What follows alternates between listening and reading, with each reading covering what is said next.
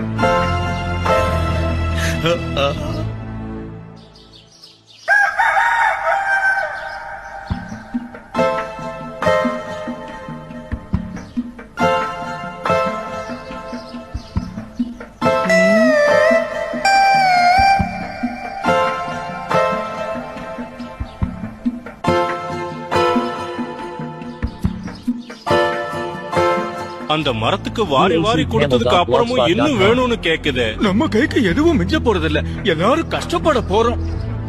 நீங்க சரியான பயந்தாங்கோலியா இருக்கீங்க. ஒரு மரத்தை பார்த்து எல்லாரும் இப்படி ஏமாந்துட்டு வரீங்களே. அத சாதாரண மரமா நினைக்க முடியாது காளியா. எதுக்கு அவகிட்ட பேச்சு கொடுத்துக்கிட்டு இருக்க? இவ பேச்ச கேட்டா நாம உருப்பிட்ட மாதிரி தான். வா, சாயங்காலம் வந்து எல்லாரும் எங்கிட்ட நன்றி காளியான்னு சொல்லுவீங்க பாருங்க. அது நடக்கலன்னா என் பேரை மாத்திக்கிறேன்.